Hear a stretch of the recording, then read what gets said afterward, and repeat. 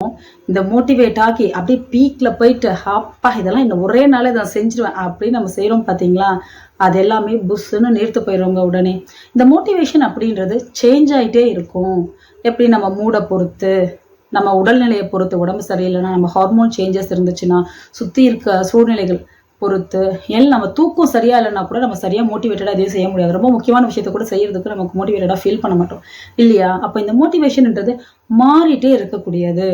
அப்போ இந்த மோட்டிவேஷன் நம்மள அப்ப ஆரம்பிக்கிறதுக்கு உபயோகிக்கும். டெம்பரவரியா ஸ்டார்ட் பண்றதுக்கு தான் ஹெல்ப் பண்ணுமே தவிர, பெர்மனண்டா ஒரு சேஞ்ச லைஃப்ல கொண்டு வரணும்னா இந்த மோட்டிவேஷன் ஹெல்ப் பண்ணாதுங்க. அங்கதாங்க அந்த சீக்ரெட் ஃபார்முலா வருது.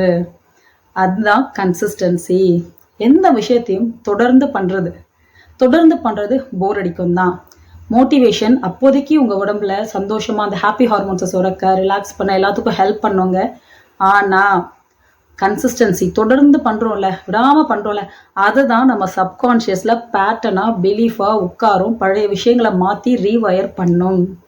மோட்டிவேஷன் இருந்தாலும் கன்சிஸ்டன்சி இல்லைன்னா நினைச்சதை நம்ம ஆரம்பிக்கலாம், முடிக்க முடியாது. புரியுதுங்களா? நம்ம எல்லாம் நினைச்சிருப்போம் வெல் பிகினர்ஸ் ஹாஃப் டன் அப்படின்னு நம்ம பழகிருப்போம். ஆரம்பிக்கிறது மட்டும் போதும், அப்படி மட்டும் இல்லைங்க. அதை நம்ம இந்த விதமாகவும் பார்க்கணும். புரியுதுங்களா? ஸோ கம்பல்சரி உங்களுக்கு கன்சிஸ்டண்டா சில பயிற்சிகள் தேவை.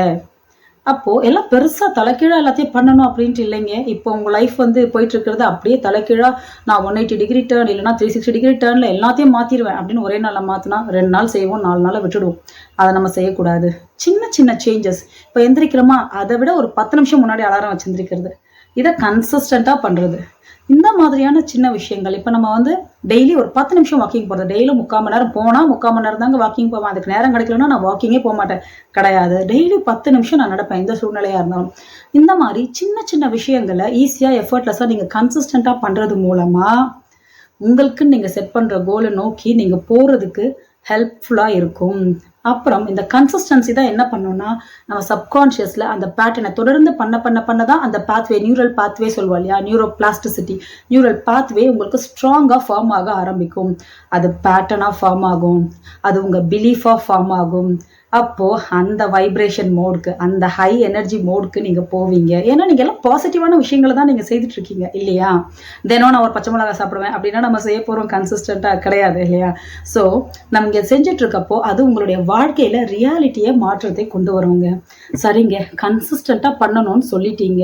ஆனா எதை கன்சிஸ்டண்டா பண்றது, எந்த